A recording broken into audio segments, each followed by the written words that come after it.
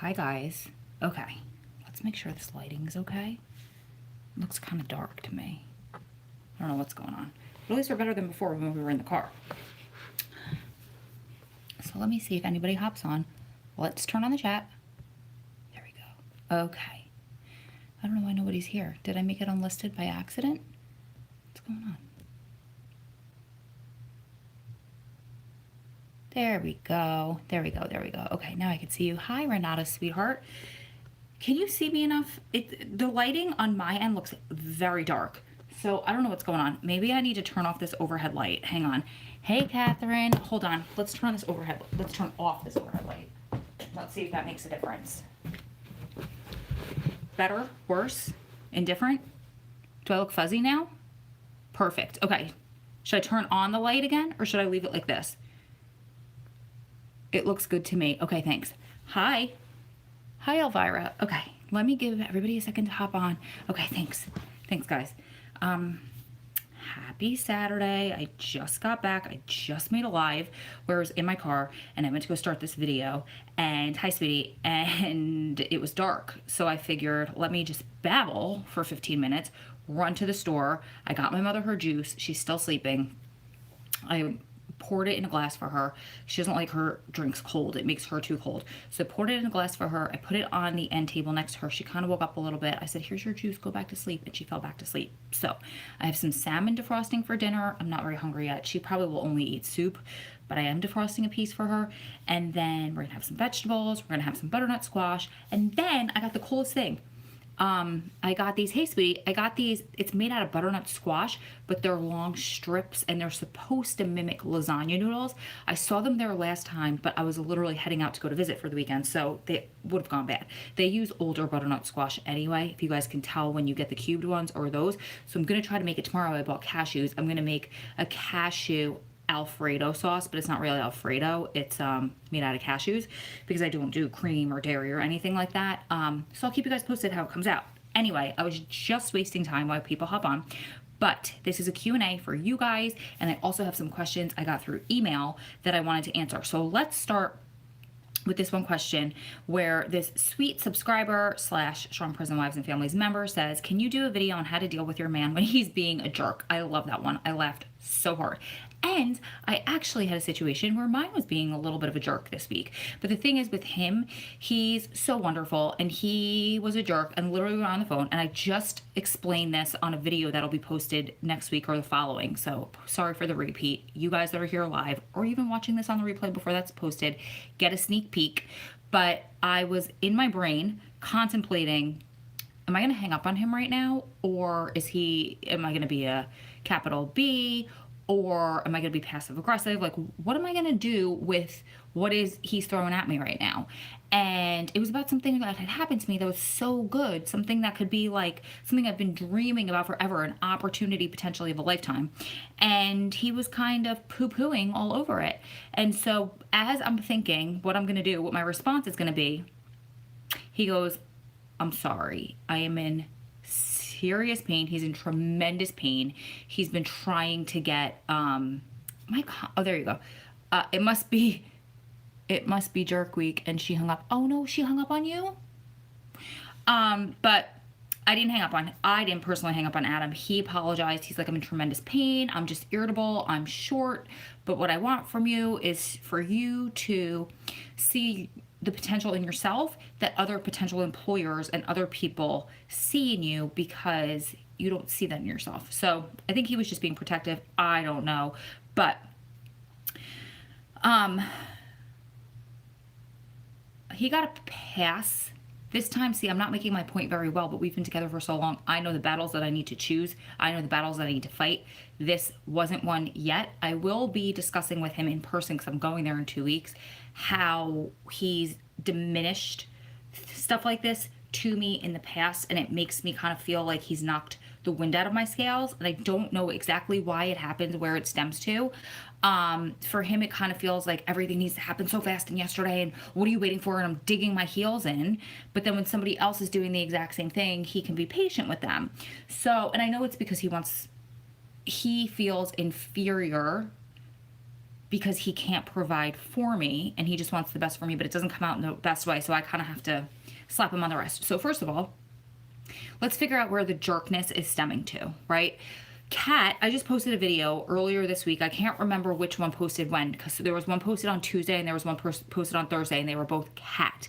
I think it was on Thursday, but she went in depth of about what happens when he's kind of being a jerk. And for this specific question that she got, it was more when they deal with overwhelm right before he gets out and when he got out. But her advice could be across the board. Her advice could be for us. And so I encourage you to go back and watch that video because she covered everything, and I don't really need to reinvent the wheel and reiterate what she said. Oh, there she is. Yes, it was on Thursday. Thanks, Kat. But basically she was talking about how everybody's in overwhelm, right? So we don't know what's going on in there for him. And I can tell you 100% of our loved ones shield us from things, and they do not tell us everything. Even when they tell you that they're telling you everything, they're not telling you everything, and not in a way where they're lying to you, and not in a way where they're not being open and honest with you, in a way where they want you to be able to sleep at night, so they don't tell you all the intricate details of what is going on in prison. It is not a fun place to live. So, maybe something has kind of popped off in there. Maybe there's going to be some sort of a fight, a riot. Maybe he's just down and depressed because it's another day inside, another day not closer to any relief. Maybe it's that he can't, like mine, like he can't be there for you to do the things he wants to do for you. So he's having a cranky pants moment. Maybe it's just that he has, my girlfriend and I were joking this week, we were calling it men with a capital MEN, menstruation. You know, it could be anything. We get moody too, right? We could be capital B. I try not to curse on my YouTube videos, but we could be capital B's to them as well. So my advice when he's being a jerk is you set the stage for how you want to be treated. You have to command the respect you want. You have to set your boundaries. You have to live within those boundaries. So if he's being a jerk one night, then you might just want to point it out to him. Hey, whoa, what's going on? Hey, that was kind of attitude. What's really up? And then, you know, if he's being a jerk where you're not allowed to go out, and the video where I was talking about, okay, thanks, Kat. I'm not going to be with you anymore if you go out and have fun because I'm here, so you shouldn't be going out either. And this is over and over and over again. Or he just unleashes on you and hangs up on you every single time you guys talk. Then you need to say, okay, if you hang up on me and don't communicate with me and talk through it with me, then I will not answer the phone next time you call.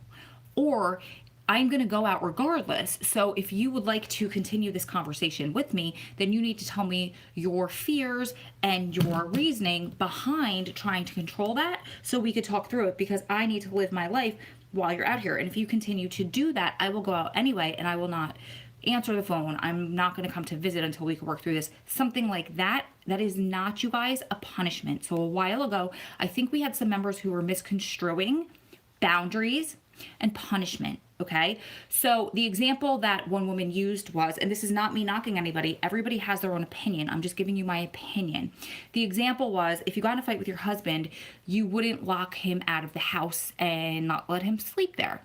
My thought is, if you got in a fight with your husband and he was abusing you, I would hope you would lock him out of the house and not let him sleep there, or you would leave the house and not let him sleep there. The point is, if you get in one fight with your husband, of course you're not locking him out of the house. If he continues to fight with you and abuses you, you better get out of the house or lock him out of the house. Not going to visit, not answering the phone, hanging up on him when he's being abusive are all okay. He's a big boy. He can deal with this, and you need to set the tone of the way that you need to be treated.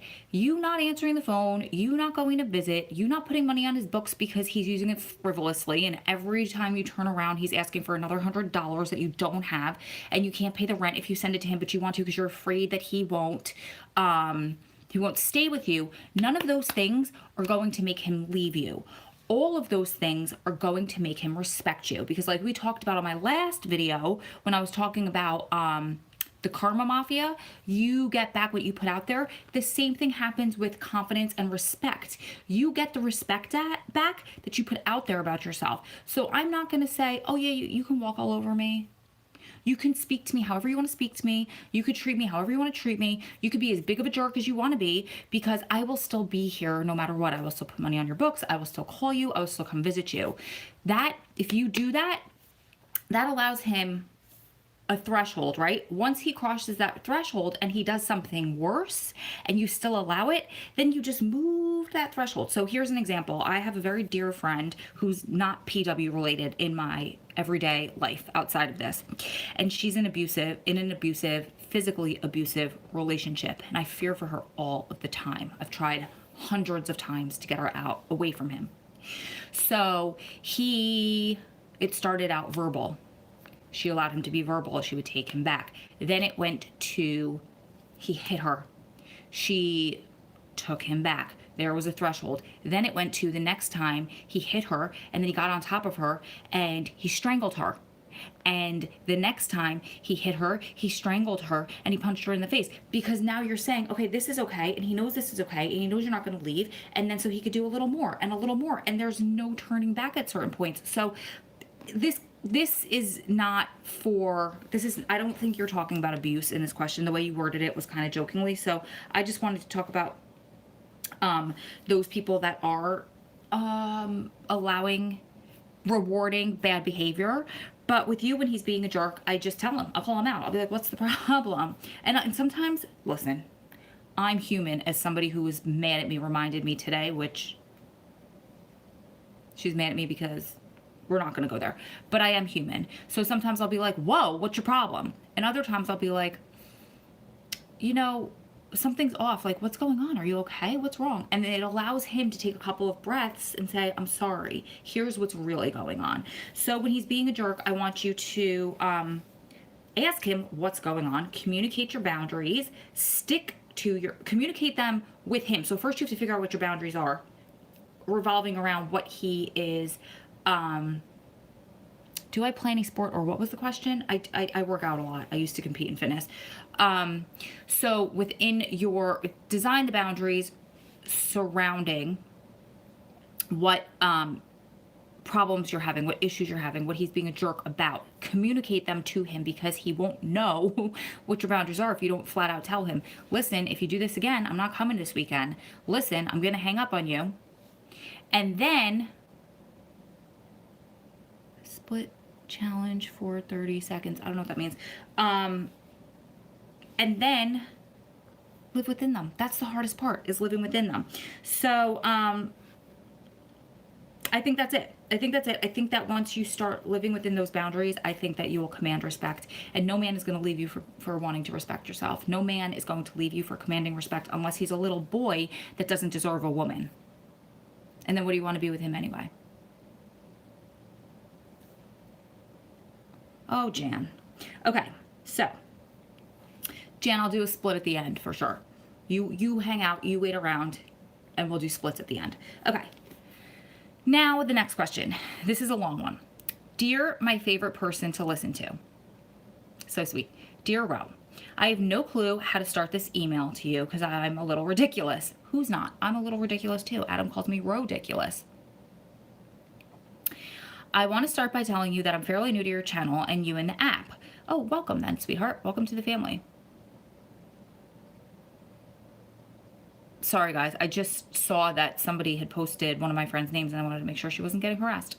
I only came across it by accident while looking up something on Pinterest a few weeks ago, and I'm ever so grateful that I found you. Yay. You've inspired and helped me through so much in the last few weeks. You have no idea. I've gone from listening to the radio on my daily commutes to listening to you every day. Oh, that's so sweet. I listen to YouTube on my commute as well. A little background on me and my situation. I met my fiance prior to incarceration. We dated years ago and it didn't work, and reunited a little over a year prior to his arrest. I knew who he was and his background prior to seeking him out, and I did it anyway. He's been held on a few second-degree burglary charges, and it was charged 5 years in, 5 years out, of which he has to do 33% of his sentence. We don't have a release date as of yet, because that depends on a lot of different factors here in Oklahoma. The point system, level system, and whatnot. He's been in for 7 months now, and we have not yet been able to have a visit, contact, or otherwise, which tears me up. I'm sorry, sweetheart. That is heartbreaking. I was able on his last court date to be able to hug and kiss him because the cop was super nice to us, and I'm so very grateful for that. I've not heard from him in over 3 weeks because we made a choice that got him put in the hole. A decision that we thought long and hard about, and in the long run, it was a choice that will get him home sooner to me and our family. Okay.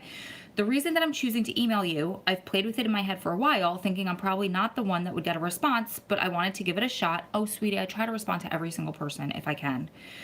I'm going through a lot of struggles in my head of how I'm not doing everything in the right way, or that I'm falling short of what I should be doing in life. I'm a single mother. My son, not his. However, he does have his own son. I'm working 2 jobs to make ends meet and to be able to keep our home and lives together when he's getting his life together on the inside. Amazing. I'm struggling with my strengths on the inside. I miss him tons. I do my best to keep his mom updated with details because I hear from him more than her. I had a lot of life happen in the last 7 months that normally would just be life in our but in our situation, it has gotten to me and brought me super down and depressed. 2 days after his arrest, one of our vehicles was stolen from our driveway and our house was robbed on 2 occasions. Whoa. One with my son and I in the home and one without us there, where they stole my only line of protection and a brand new camera, from a dead car battery to a blown tire on the holidays, 2 broken teeth. Oh my gosh, I got super sick and admitted to the hospital, and I didn't have my best friend to lean on. I got a lawsuit for the bounty hunters that stormed through our home to pick him up. Traumatic, to say the least. You're not the first person that's told me that. Amongst other things that I just feel like God is testing me with. I've come out the other side of everything, but it has weighed on my body and my heart. Your words have been incredibly inspiring, and now I end every letter to him with "we're one day closer to this all being behind us," which I love. Oh. Anyway, that's my long-winded way of asking for guidance, I suppose, on how to deal with everyday life that just piles on and piles, trying to get you to break. Like, I know that I'm a badass, as you say, for doing what we do in our community. I know that without a doubt. I'm blessed to have family and friends that, even though they don't understand why I do it, they support me. Mostly because I'm stubborn and do what I want, and he's the love of my life. So, ... Anyway, if you read this, thank you for all of that. Thank you for all that you do in my life without knowing that you're doing it. I appreciate you and love you without even knowing you. You're forever part of my life from now on. Thank you so very much. And she signed her name. So, wow. Okay. What a sweet lady. How do you get through everyday life? How do you live your life? So let me just respond to something that you said. You said you felt like on the inside you weren't doing enough. You were you're struggling with kind of like a self-confidence thing. And I have a lot of videos about the words we use and how we speak about ourselves. And I have to say, I am one of the worst offenders of this. I can give the advice. It's really hard for me to take the advice. But a lot of us, the first thing that we do is we'll look in the mirror and we'll be like, oh God, another wrinkle. Oh, look how frizzy my hair is today. Oh my God, my butt looks big. I am not doing enough. I am not enough. I am not smart enough. I am not doing enough as his wife. I'm not providing for him enough, etc., etc., etc. And we're focusing on the nots versus I'm doing the best that I can. I am a badass. I am helping so many people.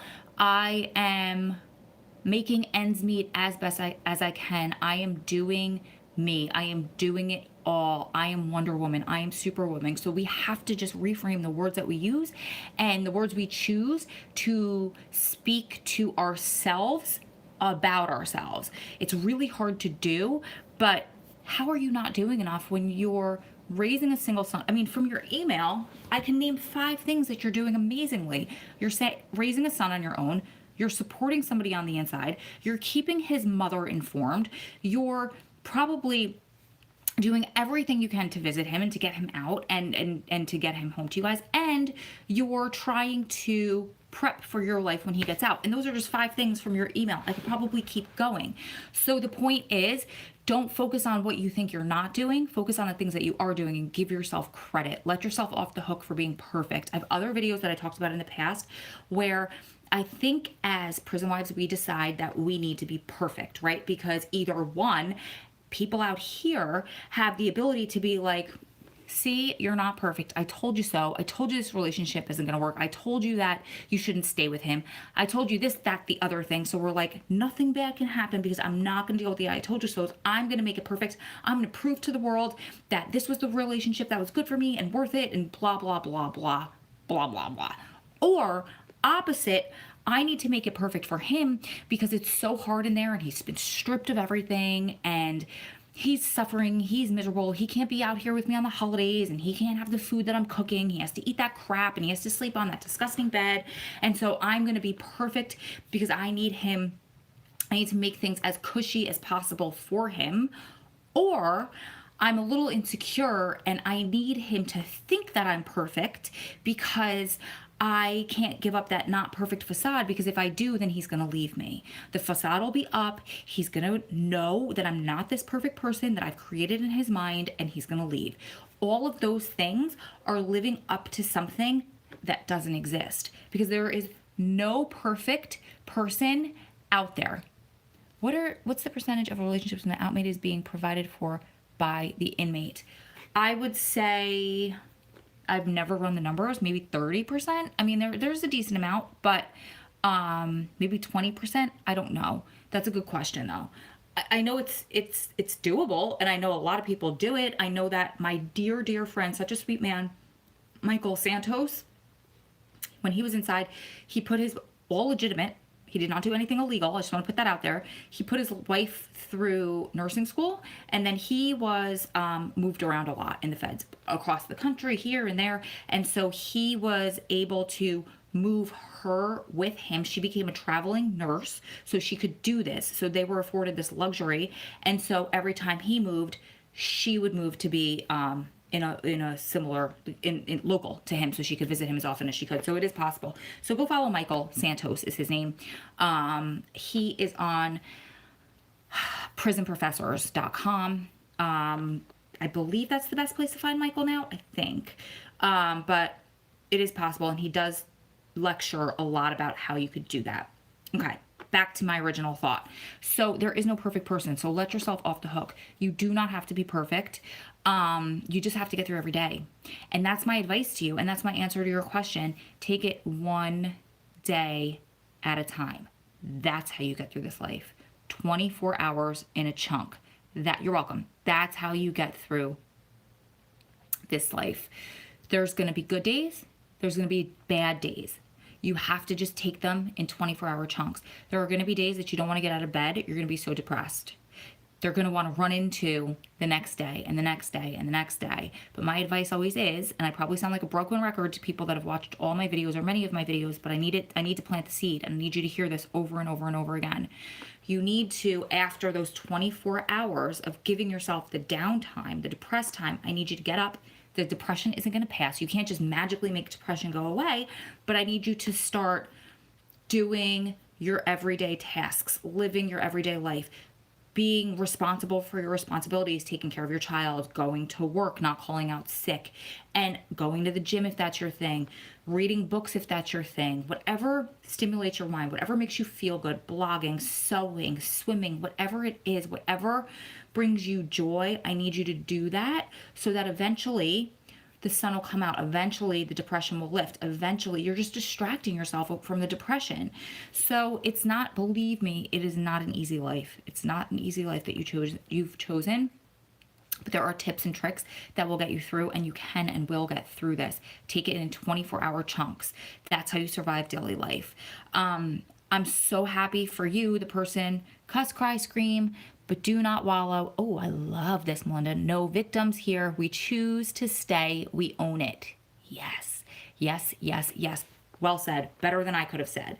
So I say this a lot often too. Nobody is holding a gun to your head and making you stay. Whether you're MWI, which means you met him while he was incarcerated and you chose to do this, or you met him before, like this sweet sister who sent me this message.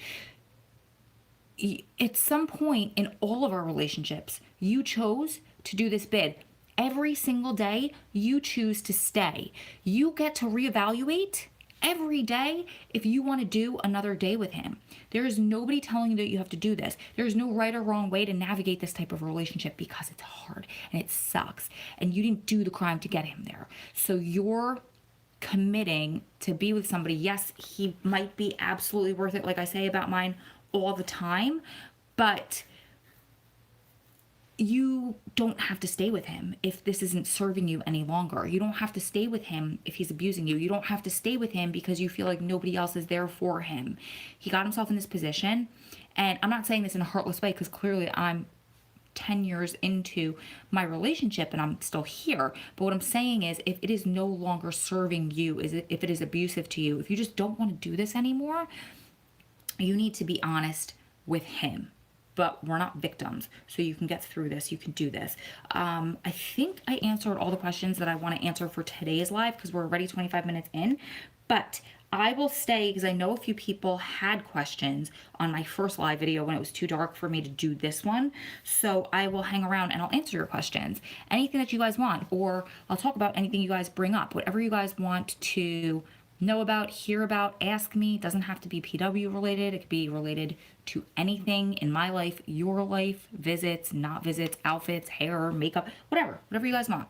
Goal setting, life coaching. I got you guys. So I hope the comments are still coming. Let's see. There you guys are. Okay. No victims, only volunteers. I love that. Is your husband...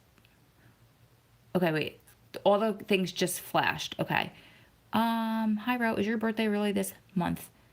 My personal birthday, the day I was born, is not this month. But what we're talking about when we say the birthday is the day that I founded SPWF. So SPWF's birthday, which I call SPWF, my baby's birthday is, yes, March 5th. Not my personal birthday that I was born. That's in July. Okay, sorry. Can somebody put a dot or something in the comments so I can read the rest of the questions or comments or...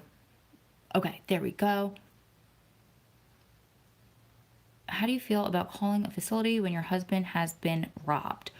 Ooh, okay. Good question. This is a tough one. But I just recently learned a phrase. It's called dry snitching. So you guys, I'm sure know, if you've been a veteran to this for a while, tattletaling on each other inside, or what's this I'm looking for? The slang terminology is called snitching, right? Guys inside don't like snitches. They don't like telling on each other. It's not something you do, okay?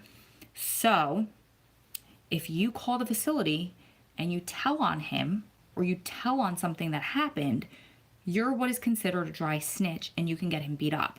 So let me back up. I know the background story to this question. So I want to make sure that I'm not just saying, like, if your husband is beat to oblivion and you want to call the facility and be like, somebody take care of it, that's a very different story. But I know the background to this story. If your husband is new to this, right, a lot of times, or basically every time when they're new, they're going to be tested by other people. They're going to be tested by especially long-termers, people who have been there for a while, or young guys that are trying to make a name for themselves. So they're going to have to stand up for themselves. They're going to have to put people in their place. They're going to have to be strong. Sometimes they're going to have to fight. It's just how it is in there. I hate it. I can't stand it. But they're going to have to prove themselves. These are the things that I was talking about before that they don't tell us about. These are the things that I thank God every day that I wasn't around for when my husband had to do it. Yes, yes, yes, Melinda, they have to have street smarts. So right now, if he's being tested, okay, the last thing that you want to do is call the facility and out those guys that did this to him, because all you're going to do is upset them more. And what they're going to do is turn around and they're going to beat him more. So I have a really good resource for the person that asked this question, or for anybody that's interested. It's funny, but there was a show called 60 Days In. I believe it's on A&E. Somebody correct me if I'm wrong. And there was, I think it was the second season, but I'm not positive. There was somebody called a cast member named Zach who was on that season, okay? And so 60 Days In, the premise is people who are just regular civilians go into the county jail as inmates. Nobody except the sheriff and one other person know that these people are civilians. And what the background story is that they're trying to figure out from the inmate's perspective, like where the drugs are coming in, what can be improved, how to improve it, what's going wrong. But nobody can just come into, like, no administrator can come in and walk down a unit and the unit run the way that it actually really runs when nobody's around. It's just life. My husband has told me that 100 times. Nobody in administration knows exactly how things tick in there, because there's codes, right? When they're coming down the hallway and everybody like buttons up and straightens up, and they hide all that stuff from them. So they do this, and the sheriff in that county knew that. So he planted these people in there. And what I found was very interesting is that these people that go in get a soft, compassionate spot for the people, the men and women, because there are both, on the inside, and they realize how corrupt it is in there. They realize how mistreated they are. So anyway, there was this guy on this season of 60 Days In. I believe it was the second season. Again, please somebody correct me if I'm wrong. His name was Zach. He was formerly a Marine, and he integrated very well with those people. He stood his ground. He let off a persona of confidence. It was like a don't mess with me attitude. Same season, there was a guy, I can't remember his name. I want to say it was Rob, but I don't remember. He was kind of like fake cocky, but then he wanted to make friends with people, and then he was really scared of them, and they were testing him. So they would go up on, they order their commissary on a touchscreen computer, and they would just go to the touchscreen and be like, I want this, and they would order themselves stuff, and he'd be like, okay. So then when they do that, they're going to take advantage of him, and they're going to expect more, and they're going to demand more. And then when they don't get it, they're going to want to fight for it. And so he was kind of like their little capital B. He was their little toy. And that's what happens inside. They test you until you exude confidence and you stand up for yourself. So the fact that he was robbed was a test. Okay, the fact that he was robbed, because I know that the background story, again, I know he's newer. I know that this was a test from the guys in county, and I know that the worst thing that you probably could have done was to call up and out that test, was to dry snitch on him. Because if that gets back, then he's going to have to go into protective custody, or he's going to get his ass kicked. So the facility that I'm talking about, the person that asked that, was any facility, if you should call and tattletale if your husband was robbed. I wouldn't. I was scared that he didn't want, thank goodness my husband has the background. Military mom, do family well inside. Thank goodness my husband has that background. Oh yeah. Okay. So I think that there are a lot of similarities, and I mean this with all due respect, because I've had my community attacked by prison wives community before. I'm sorry, by military wives communities before, because they look kind of down their noses at us sometimes. Not everybody. That's actually how I became really good friends with one of my best friends, Jo, now, because she was in the military. She was a military wife, and she is a prison wife. So she has the experience of as all of the above. And she even said there are a lot of similarities between the two, and that's why I think they do very well there. I mean, if you're out in the field in freaking Afghanistan, you know how to live in a battleground, right? So again, no disrespect to anybody that did that. If you can survive that, you could survive being inside. They get trained for like psychological warfare. If you can stand that, you can stand the psychological warfare inside. You can stand the manipulation. You can stand getting hit. You're physically trained for all of that. So going down in a tangent, but good question. Good question. Okay. I was so scared that he didn't want to call me anymore, but nobody contacted me. I didn't see what that was in relation to. My phone looks funny. There we go. Okay. Rules, brotherhood, structure, watch your back. Yes. And Zach said a lot of that stuff too. And then another season, there was another military guy who got along very well and integrated very well in there. And there was an inmate. So the guy that was planted inside also was a military person who was not Zach. Well, maybe it was Zach again. I don't know. And there was another inmate who was a former military member, and they got along very, very, very well. And it was like brotherhood. Just like if I was in the mall and I met somebody who's a prison wife, it would be an instantaneous connection. Just the reason why in Dallas at the Prisoner Family Conference, we had 6 strangers who weren't like, hey, how's the weather? It was like, hey, How's your husband? Are you okay? Are you truly okay? What are you feeling to a stranger? Because we have this bond of being prison wives. California state prisons are getting kind of crazy right now. He's told me, oh, worried sick because it's going on 2 weeks and I haven't heard from him. So, my advice to you is this, what has helped me, and things are getting crazy where mine is right now too, so from the bottom of my heart I can relate. They're probably on lockdown, is probably why you haven't heard from him if things are getting crazy.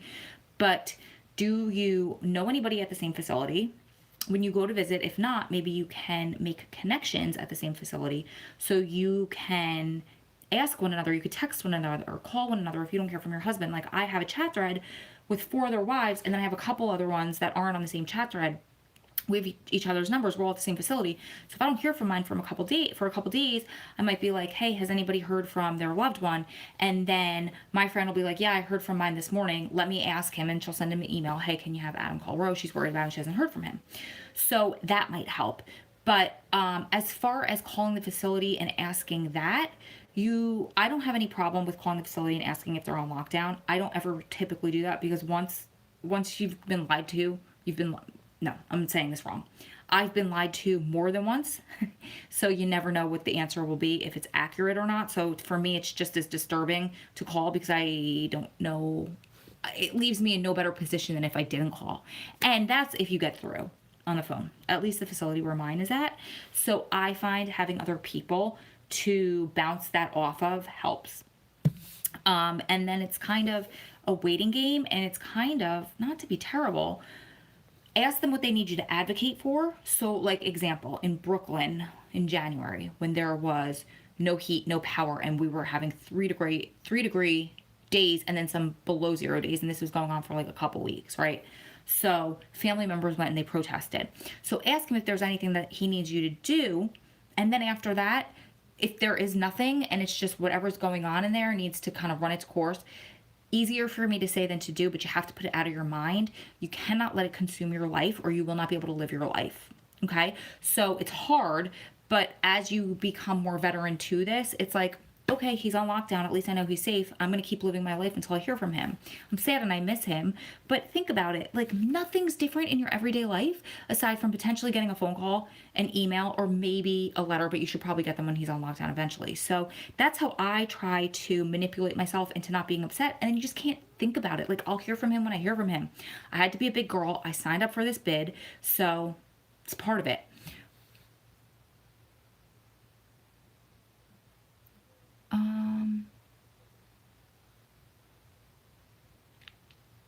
Everyone's giving each other great advice. I don't think there were any questions for me in that. Okay, last question. Anything else? I'm going to go down. My salmon's probably defrosted by now. When did the Corlinks app update? Mine looks the same. Oh, interesting. Somebody said theirs updated on Thursday. Mine, I noticed, updated some point yesterday evening, because between like probably 6 p.m. when I sent a message, it was fine. And then 9 p.m. when I went to go send him a goodnight email, mine was updated. So the app itself, like what do you call that thing? The thumbnail on my phone looks different. And then when you open it up, it looks different. And then like sending the email is a little bit different. When you go to when you get the notifications in your phone, it also looks different. For me, the notifications look very much like when you get an email on your phone. I keep confusing them with emails. So is somebody calling me Rosie, or is somebody talking to somebody else? I'm sorry. I'm just confused a little bit. So I believe that iPhones have not gotten it yet, and there are versions of Android that haven't gotten it yet. So hopefully it is, okay, thanks. Hopefully it is updated on your phone soon. Maybe they're rolling it out slowly, is what I'm assuming. I have a Pixel, if that helps. I am tech illiterate, so that's as much as I could basically tell you. But if Jess hops on here, she might be able to tell you more, because she's like the queen with that, used to work at Verizon and all that stuff. But I'm sure it's coming. Okay, I think that's it, you guys. Sorry, my eye's so itchy. I love you guys. Keep coming with the Q&As. Sometimes it takes me a little bit long to get to the live videos, but that is okay. We will keep trucking. I'll do as many as I can at once. I will answer all of your questions live. I love you guys. If you have more you want to send to me, I'm going to try to maybe get on tomorrow, just depending on family, my mom, her health, how everything's going with that. And if not, I will see you during the week. Let me know, you guys, if you prefer, like I did a workout video this week. I did a visit outfit video this week. I did some teaching videos. I did a vlog. Next week I have another vlog coming, visit vlog. So the videos that you guys really like, make sure that you let me know so I keep doing more of those for you. I want to do the ones that you guys really get something out of and love. I think that's it. You guys keep staying strong, keep loving strong, keep supporting one another through this journey, because you're one day closer to it all being over. Lots of love from my heart to yours. I will see you, beautiful ladies and gentlemen, in the next one. My husband, Original Gamer, is in Bradford, Pennsylvania. He's at McKean, but it's federal. Oh, I'm loving the positive vibes from you, girl. Much, much, much appreciated. You're welcome. I'm so happy to share them with you. To hear from a female inmate. You'd like to hear from a female inmate. Okay, if I can find, oh, thanks, Heather. Oh, I miss you. If I can find somebody who was a female, who was a female, oh my God, who was an inmate, who is a female, who would like to get on a live video with me, I have somebody in mind, but she might be in the closet. But I will try to do an interview with her. If you know anybody and want to send them my way, I will absolutely do an interview with her so you can get your questions answered as well. Okay, love you guys. I've said bye like 10 times. You might have one. Yay, send her my way, sweetheart. And I will definitely do the interview for you, okay?